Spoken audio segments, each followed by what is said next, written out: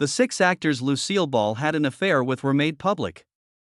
Hollywood made a valiant effort to conceal the secrets hidden behind the famous red hair and distinctive laugh. Even her most dedicated followers would be shocked by the mystery surrounding Lucille Ball, America's most adored comic, innovative producer, and the woman who revolutionized television. The real Lucy Ricardo had a turbulent personal life full of heartbreak, betrayal, and yes, secret romances that Hollywood insiders have been whispering about for decades, even as millions of people welcomed her into their living rooms as the endearing, crazy housewife. We're revealing a side of Lucy that network executives battle to keep concealed from the public today as we pull back the veil on one of Hollywood's most cherished legends. The convoluted truth of her marriage to Daisy Arnaz, the midnight rendezvous, and the affairs. All of this is a part of the intricate fabric that made Lucille Ball a woman of passion and contrasts in addition to being a brilliant comedian. Lucille Ball, do you think you know her? Rethink your thought. Even the most scandalous Hollywood movie would look mild in comparison to the private life of the comedian who made America laugh. Those closest to Lucy have been hiding the truth about her love relationships for decades. You'll see why Lucille once allegedly told a close friend, "The public thinks they know my love story. They don't even know the half of it."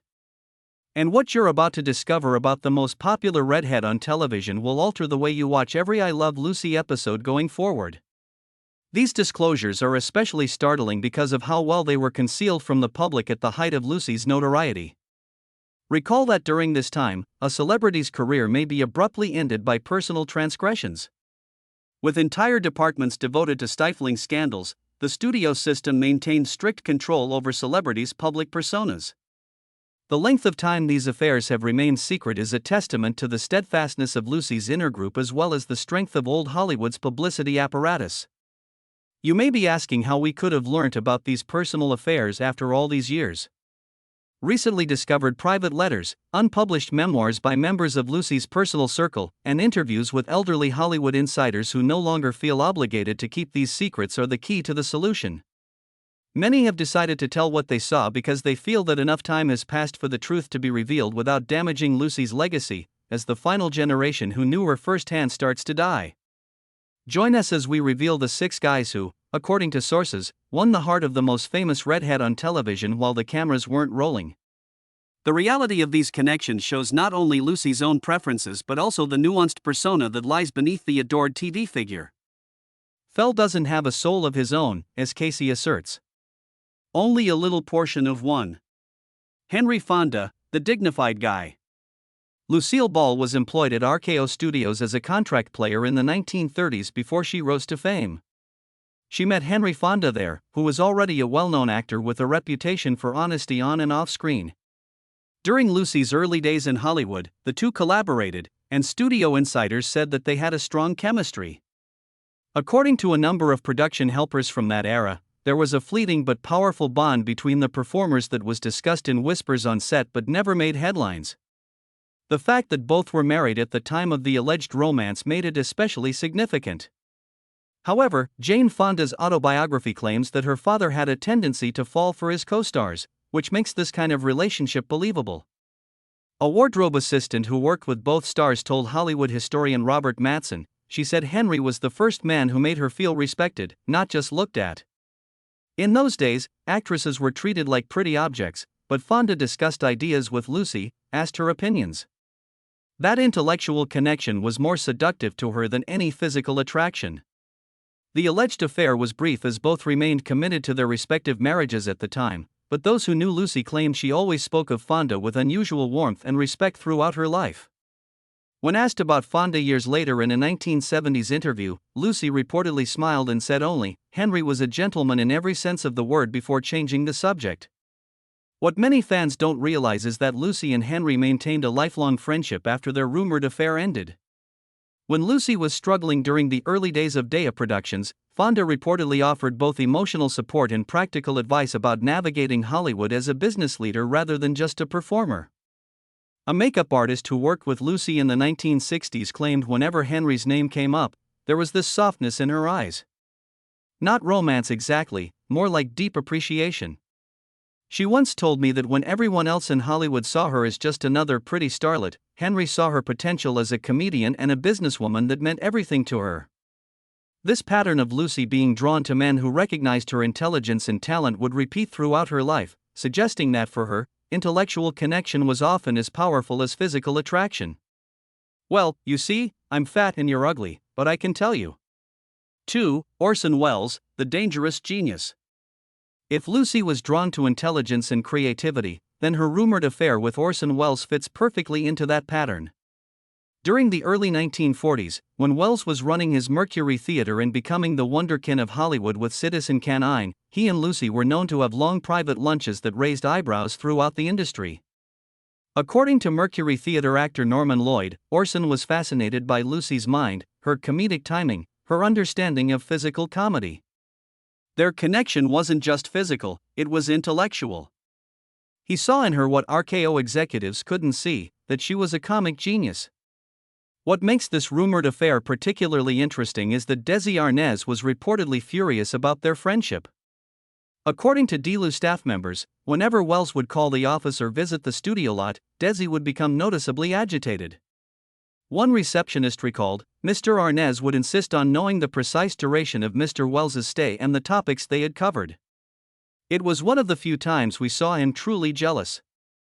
A close friend of Lucy's, quoted in several biographies, but never named, stated simply, he was a genius, and she loved dangerous men. Orson was both brilliant and unpredictable, everything that fascinated her. The rumored affair was never confirmed by either party. Welles, known for his candor about his romantic life in his later years, remained uncharacteristically silent about Lucy. When pressed in a 1975 interview about their relationship, Welles responded cryptically, "Some connections are too meaningful to be reduced to gossip," and refused further comment. What's particularly fascinating about the Lucy-Welles connection is how it influenced her career trajectory. Following their association, Lucy began taking more control over her performances and eventually her business decisions. A script supervisor who worked with both noted after spending time with Orson, Lucy started questioning directors more, offering her own ideas about how scenes should play. It was like he awakened something in her, a confidence that she could be more than just a pretty face reading lines. Film historian Katherine Johnson wrote in her analysis of Lucy's career, "The timing is impossible to ignore." Lucy's relationship with Welles corresponded with her transition from a mediocre contract player to a lady determined to take charge of her own career. He had a reputation for elevating actors he supported. And clearly, he believed in Lucille Ball's talent and vision.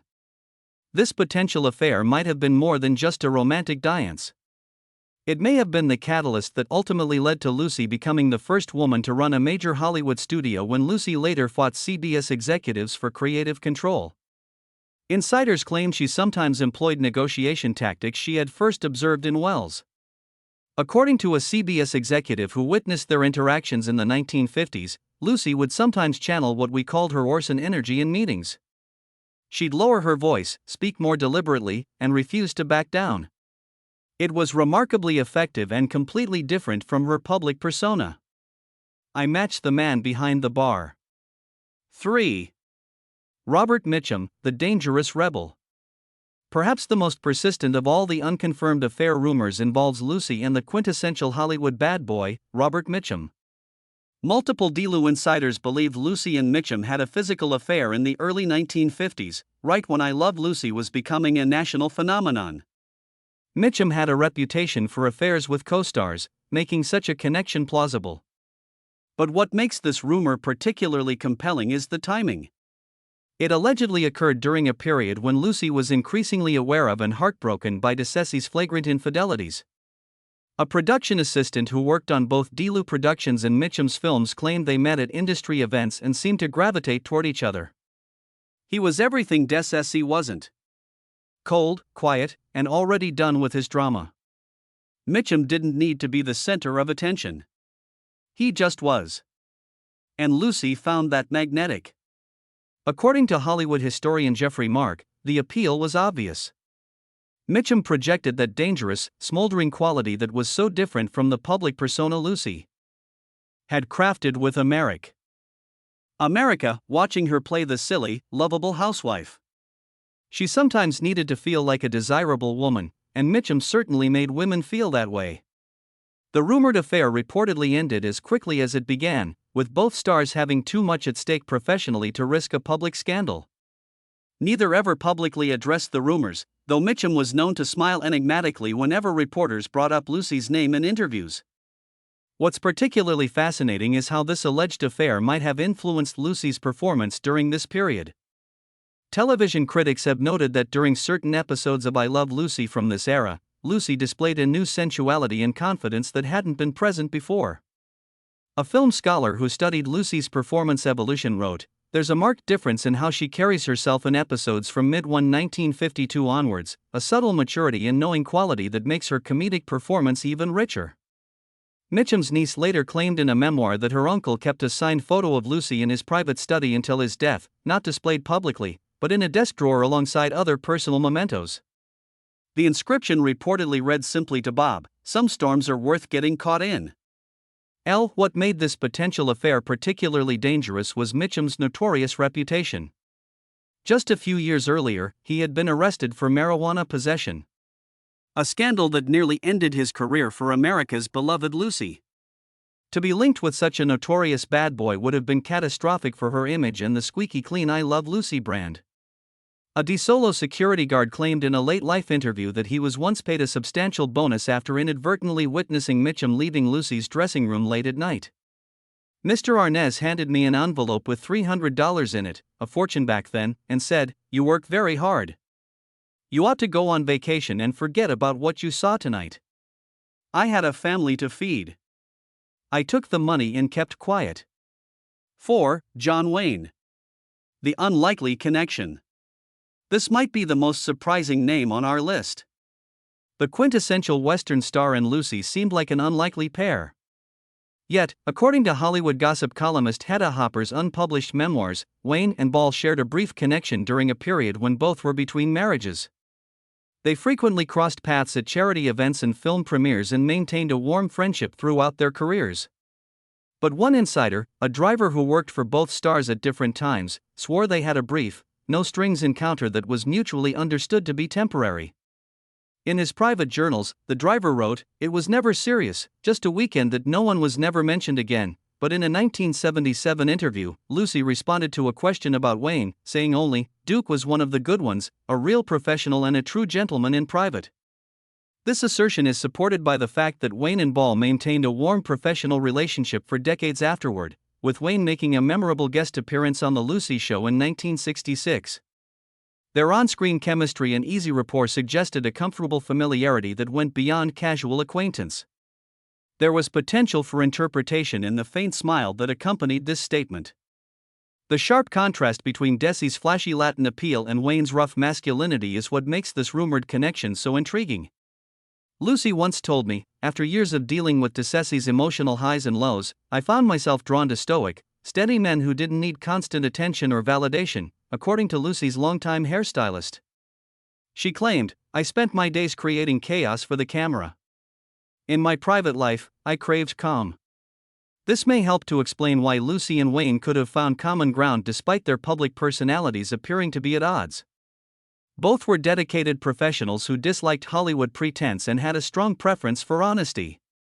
Wayne's son, Patrick, in a 2005 interview about his father's friendships with leading ladies, noted, "Dad had immense respect for Lucy as a businesswoman.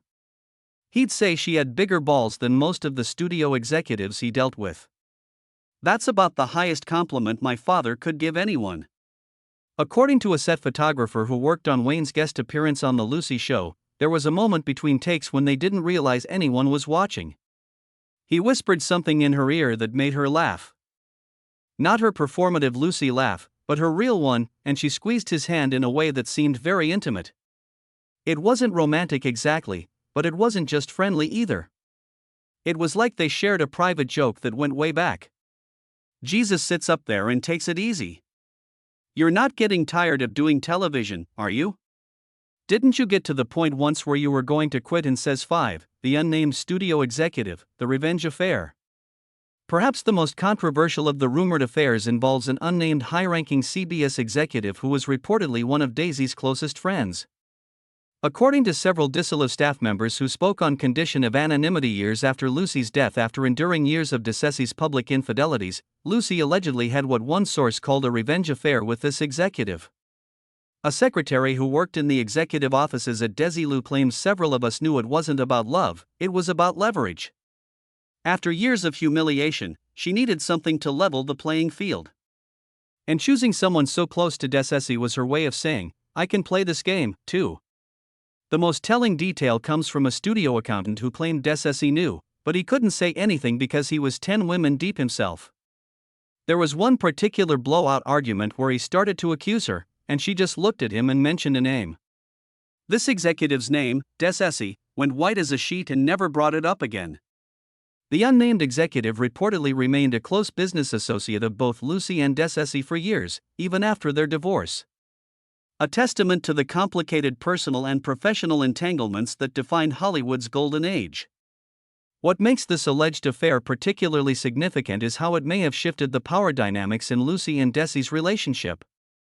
According to a writer who worked on I Love Lucy, there was a noticeable change in how Desi treated Lucy professionally around 1955.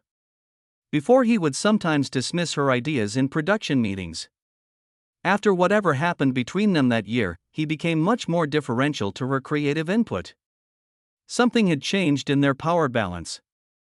The executive in question reportedly had considerable influence over programming decisions at CBS. A network secretary from that era noted Lucy suddenly started getting everything she wanted from the network. Budget increases, creative control, schedule preferences. We all wondered what gave her such sudden leverage, especially since the ratings, while strong, hadn't particularly spiked. Lucy's longtime personal assistant, in a private memoir shared with family members but never published, allegedly wrote, "The affair wasn't about passion. It was about power." Lucy was tired of being betrayed and humiliated. She told me, "Sometimes you have to speak to people in the only language they understand." It was the first time I saw her truly embrace her power as not just a star, but as a woman who could play the same games as the men who had hurt her. According to Hollywood historian Martin Green, if this affair did happen, as reported, it represents a pivotal moment in Lucy's evolution. From a woman who suffered DeCessi's indiscretions in pained silence to someone who took control of both her personal dignity and professional power, it may have been the first step toward her eventually taking full control of Desilu after their divorce. "Oh, that's not Get Out of There. That's my wife. This is Lucy. Hey boy, so jealous I'll kiss you." 6. Dean Martin, the late life companion. The final rumored romance came much later in Lucy's life after her divorce from DeCessi and her subsequent marriage to comedian Gary Morton. According to several sources who were close to Lucy in her later years, she and Dean Martin, who was also divorced and somewhat adrift after his professional split from Jerry Lewis, found comfort in each other's company. A neighbor who lived near Lucy's Beverly Hills home claimed there were regular late-night visits from Martin's distinctive car during the late 1960s and early 1970s. It wasn't about lust. It was two survivors finding each other in the wreckage. The neighbor told a Hollywood historian. Two icons who didn't need to explain their complicated lives to each other. What gives credibility to this rumored connection is the undeniable chemistry the two displayed whenever they appeared together on television.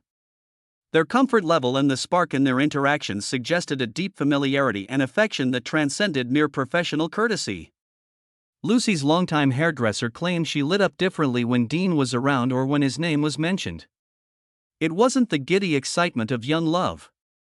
It was the warm glow of finding someone who truly understands you, who's walked the same difficult path. Neither Martin nor Ball ever publicly acknowledged a romantic relationship. And given their stature in Hollywood, they would have had every reason to be discreet. Yet those close to both stars noted a special tenderness in their interactions that suggested more than friendship. Martin's daughter, Dina, in her memoir about growing up with her famous father, noted, "Dad had a special phone that only rang when certain people called." However, Lucy was one of the few who possessed that number. It was uncommon for him to answer those calls in private, but occasionally he did. Although Dad didn't share many secrets with us kids, he seemed to keep everything between him and Lucy private.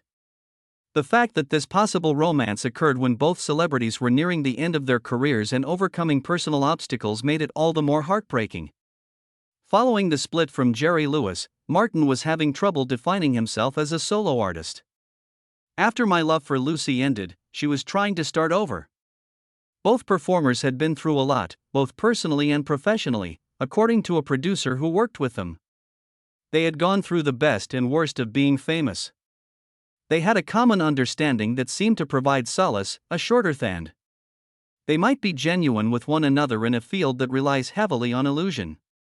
According to reports, Lucy's intimate friendship with Martin was known to and unconcerned by her second husband, Gary Morton. The couple's marriage was partially based on convenience, according to many who knew them. Lucy was able to keep her other intimate ties while Morton handled her business issues and offered stability. According to a domestic worker who worked for Lucy in the 1970s, Mr. Morton and Mr. Martin were actually friendly with each other. It wasn't the jealous situation you might expect. They seemed to have an understanding. Mr. Morton once told me, "Lucy deserves all the happiness she can find. God knows she's earned it." Lucy took most of these secrets to her grave when she passed away on April 26, 1989. In her final interview just months before her death, when asked about the many rumors of her romantic life, she simply smiled and said, "The world got my talent." The evidence suggests that Lucy sought out moments of connection outside of her troubled marriage, seeking what Desessy couldn't or wouldn't provide: respect, fidelity, and emotional stability. In the end, perhaps it doesn't matter. What matters is realizing that behind the iconic red-headed woman America invited into their living rooms, there was a real woman who was complicated, passionate, and determined to find happiness on her own terms. If you enjoyed this glimpse behind the Hollywood curtain, hit subscribe for more revelations.